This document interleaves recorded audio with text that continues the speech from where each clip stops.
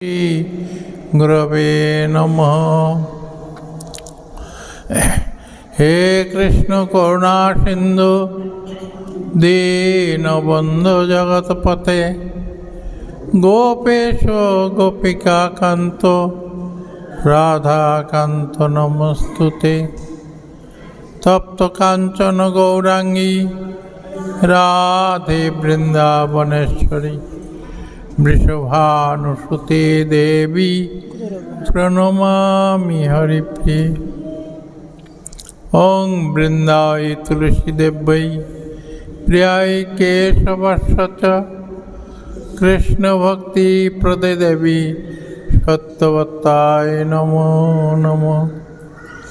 नारायणं नमस्कृत्य नरं चैव नरोत्तमं देवीं सरस्वतीं व्यासं ततो जयमुदीरये। श्रीकृष्ण चैतन्य प्रभु नित्यानंद श्री अद्वैत गदाधर शिवासादि श्री गौरभक्तवृंद। बोल हरे कृष्ण कृष्ण कृष्ण हरे हरे हरे राम राम राम हरे हरे।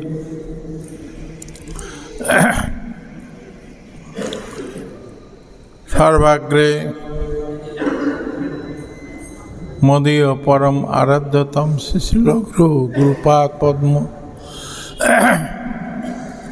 नित्य लीला प्रविष्ण विष्णुपाद अष्टोत्तरशतु श्रीमद् भक्ति वेदांत बामन गोस्वामी गुरु महाराजेर श्रीचरण कमले आमार अनंत अनंत कोटि साष्टांग धन्यवाद प्रणाम निवेदन करछे। तत्पश्चात मदीय शिक्षा गुरुपाद पद्म नित्य लीला प्रविष्ट ओं विष्णुपाद अष्टोत्तरशतु श्रीमद् भक्ति वेदांत नारायण गोस्वामी महाराज श्रीचरण सरोजे आमार अनंत अनंत कोटि साष्टांग धन्यवाद प्रणाम निवेदन करछे। तत्पश्चात पूजनीय छिल भक्ति वेदांत त्रिविक्रम गोस्वामी महाराज श्रीचरण सरोजे आमार अनंत अनंत कोटि साष्टांग धन्यवाद प्रणाम निवेदन करछे। आज शुभ एकादशी तिथि। एकादशी तिथि भक्ति जननी যতনে পালন করে। সুতরাং একাদশীর দ্বারাই ভক্তি হওয়া সম্ভব।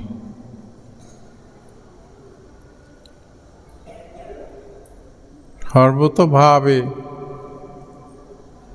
একাদশীর প্রতি আমাদের শ্রদ্ধা রাখতে হবে, তবে তো এই একাদশী তিথি কৃপা করে আমাদের উপরে প্রসন্ন হইয়া ভক্তি প্রদান করবেন। বিনা একাদশী ব্রত হবে না এখন। সুতরাং সর্বতোভাবে আমাদের এই একাদশী তিথি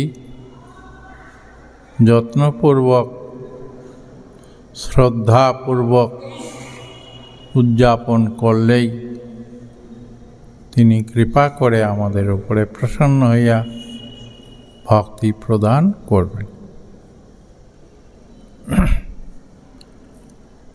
সুতরাং আমরা প্রায় বলি একাদশী তিথির মহিমা, যেটা যত্নপূর্বক শ্রদ্ধাপূর্বক পালন করতে হবে।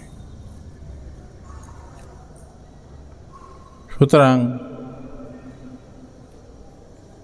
প্রতিবারে এই একাদশীর মহিমা কীর্তন করার পূর্বেই আমি একাদশীর মাহাত্ম্য কীর্তন করতে গিয়ে তার এই কৃপা প্রার্থনার জন্য প্রার্থনা জানাচ্ছি। হে একাদশী দেবী, আপনি কৃপা করুন যাতে আমাদের কৃষ্ণ ভক্তি প্রদান। সুতরাং একাদশী আমাদের সর্বতোভাবে ছোট বড় একাদশী নয়, সবগুলো একাদশী সমান। সুতরাং আমরা একাদশীর কাছে প্রার্থনা জানাচ্ছি, তিনি আমাদের উপরে কৃপা করুন যাতে আমরা কৃষ্ণ ভক্তি লাভ করে এই সংসার সমুদ্র হইতে উত্তীর্ণ হয়ে আমরা প্রেম ভক্তি লাভ করতে পারি। একাদশী তিথি দিতে পারেন না এমন কিছু নেই, সব দিতে পারেন। দুর্লভ যে কৃষ্ণ প্রেম, ওটাও দিতে পারেন, দেন। উনি বলেছেন আমি সব দিতে পারি, এমনকি যারা চাইবেন না তাকেও আমি প্রেম ভক্তি প্রদান করে থাকি। সুতরাং একাদশী তিথি আমাদের পালন করা একান্ত কর্তব্য। স্ত্রী, বালক, বৃদ্ধ, বৃদ্ধা সবাইকে একাদশী তিথি পালন করা কর্তব্য।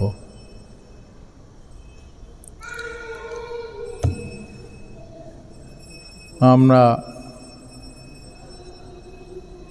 একাদশীর মাহাত্ম্য কই,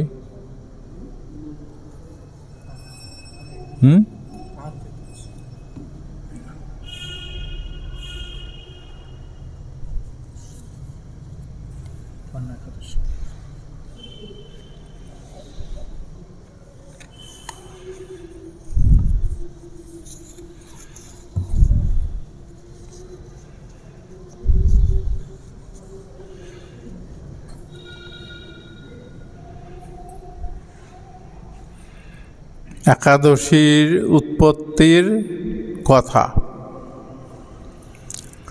যুধিষ্ঠির মহারাজ বললেন, হে দেব,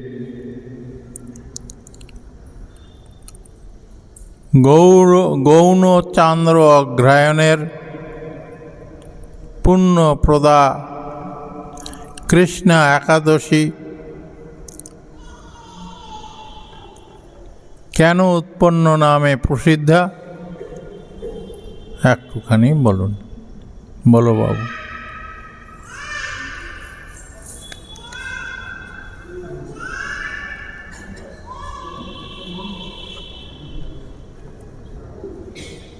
এর বাল্বটা না চার্জ নেই, জ্বলছে কম, চার্জ দিলে ঠিক হবে।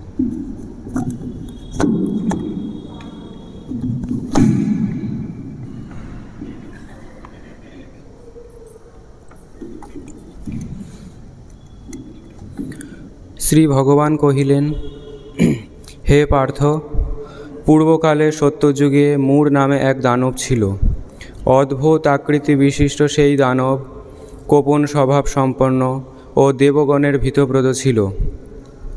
সে যুদ্ধে দেবতাবৃন্দ ও স্বর্গরাজ ইন্দ্রকে পর্যন্ত পরাজিত করিয়া স্বর্গ হইতে বিতাড়িত করিয়াছিলেন। সুতরাং তাহারা মর্তলোকে বিচরণ করিতেছিলেন। দেবগণ তখন মহেশ্বরের নিকট গমনপূর্বক নিজেদের সমস্ত দুঃখ সবিস্তারে নিবেদন করিলেন। শুনিয়া মহাদেব বলিলেন, ওহে ইন্দ্র, যেখানে শরণ্য জগন্নাথ গরুড়ধ্বজ নারায়ণ বিরাজ করিতেছেন সেখানে গমন করো। তিনি আশ্রিতগণের ত্রাণকারী, নিশ্চয় তোমাদের রক্ষার উপায় করিবেন। মহাদেব বাক্য শুনিয়া ইন্দ্র দেবতাগণ সহ ক্ষীরসিন্ধু তীরে গমন করিলেন। জলমধ্যে সুপ্ত গদাধরকে দর্শন করত তিনি কৃতাঞ্জলি পুটে তাহার সব করিতে লাগিলেন এবং নিজেদের দৈন্য ও দুঃখের কথা নিবেদন করিলেন। ইন্দ্র বাক্য শ্রবণ করিয়া নারায়ণ কহিলেন, হে ইন্দ্র, সেই মূঢ় দানব কী রূপ, তাহার বল বীর্য শক্তিই বা কী রূপ, সে সমস্ত আমায় বলো। ইন্দ্র কহিলেন, হে দেবেশ, পুরাকালে ব্রহ্মবংশে তালজঙ্ঘা নামে এক অতি পরাক্রান্ত অসুর ছিল। তাহারই পুত্র সেই মূঢ়, অতীব বলশালী, ভীষণ উৎকট ও দেবতাগণেরও ভীত উৎপাদনকারী। সে চন্দ্রাবতী নামে এক পুরীতে বাস করে। স্বর্গ হইতে আমাদিগকে বিতাড়িত করিয়া তাহার স্বজাতি মধ্যে ইহাকে হইতে কাহাকে রাজা ও কাহাকে দিক্পাল অধিষ্ঠিত করত দেবলোক সম্পূর্ণভাবে অধিকার করিয়াছে। তাহার প্রবল প্রতাপে আজ আমরা মর্তে বিচরণ করিতেছি। ইন্দ্রের বাক্য শ্রবণ করিয়া দৈত্যারী নারায়ণ কোপবিষ্ট হইলেন এবং দেবগণ সহ তিনি চন্দ্রাবতীপুরেতে গমন করিলেন। সেই দৈত্যরাজ নারায়ণকে দর্শন করিয়া পুনঃ পুনঃ গর্জন করিতে লাগিল। দেবতা ও অসুরের মধ্যে তুমুল যুদ্ধ বাধিল। যুদ্ধে দেবগণ পরাজিত হইয়া 10 দিক পলায়ন করিলেন। তখন যুদ্ধক্ষেত্রে শ্রী নারায়ণকে একাকী দেখিয়া সেই দানব তাহাকে দাঁড়াও দাঁড়াও বলিতে লাগিল। শ্রী ভগবান ও ক্রোধ আরক্ত লোচনে বলিলেন, হে দুরাচার দানব, আমার বাহুবল দেখো। এই বলিয়া অসুর পক্ষিয়া সমস্ত যোদ্ধাগণকে দিব্য বাণ নিহিত করিতে লাগিলেন। তখন তাহারা প্রাণ ভয়ে নানা দিকে পলায়ন করিতে লাগিল। সেই সময় নারায়ণ দৈত্য মধ্যে সুদর্শন নিক্ষেপ করিলে তাহাতে সমস্ত সৈন্য ধ্বংসপ্রাপ্ত হইল। কেবল মূঢ় যুদ্ধ করিতেছিল। সেই অস্ত্রযুদ্ধে নারায়ণকেও পরাজিত করিল।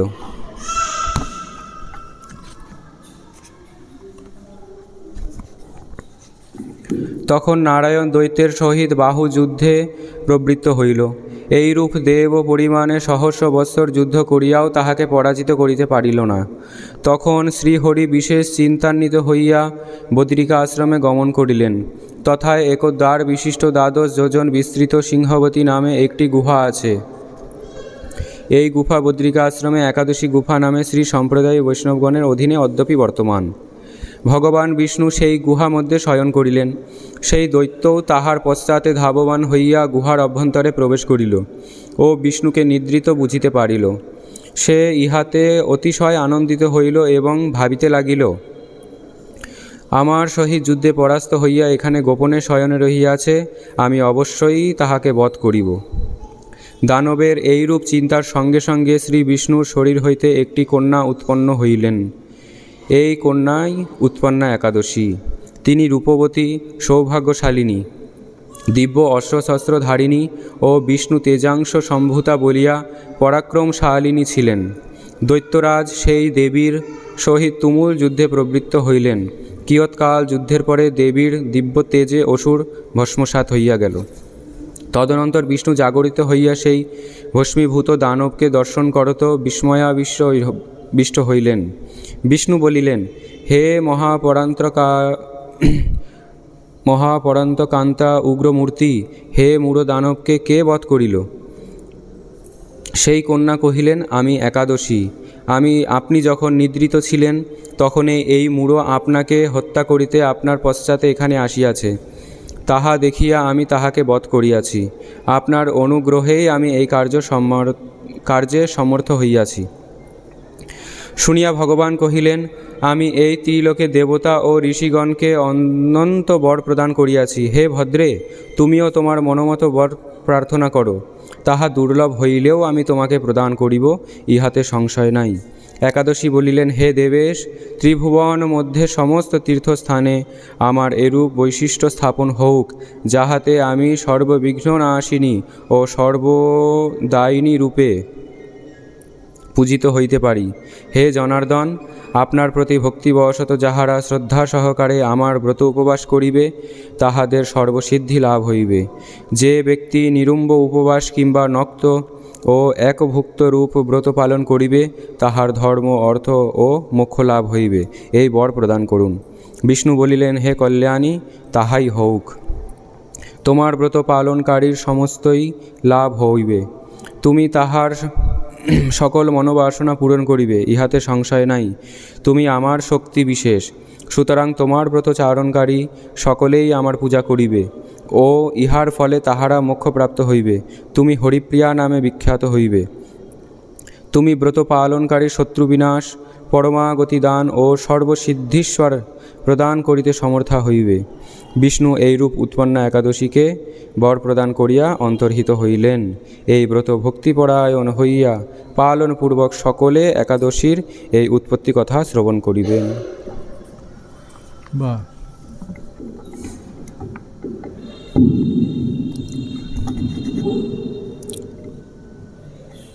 সুতরাং এই একাদশী ব্রত বিশেষ করে আজকের যে একাদশী উৎপন্না নামে প্রসিদ্ধ।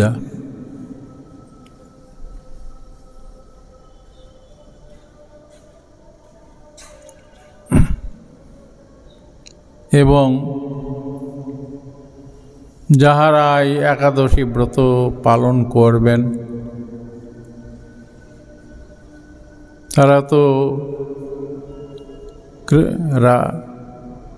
উৎপন্না একাদশীর কৃপা লাভ করবেন আর জগতেও প্রসিদ্ধি লাভ করবেন। পালনটা কয়টার সময়? পালন নিয়ে নানান রকম মতভেদ আছে। আমাদের এখান থেকে 9টার মধ্যে পালন, 9:34-এর মধ্যে পালন। দেবানন্দ গৌড়ী আমাদের পঞ্জিকা থেকে চেপেছে 10:34-এর পরে পালন। এখন দুজনের মতভেদ আছে। আমাদের আছে 6টায়, ধরুন 5:55 তো, ধরুন 6টায় থেকে 9:30-এর মধ্যে মোটামুটি ধরে রাখলাম। 6টা থেকে 9:30-এর মধ্যে করতে যাবে আমাদের যা আছে তাই সেই অনুযায়ী 34 মিনিট আছে বাদে দেবো। এদিকে 55 পর্যন্ত থেকে আরম্ভ, 5:55 মানে 6টা থেকে 9:30 এর মধ্যে পালন করলে হবে। ঠিক আছে, অন্যকে দেখতে হবে না, আমাদের যা আছে আমাদের যা আছে তাই। সুতরাং সেই হিসেবে পালন করবেন।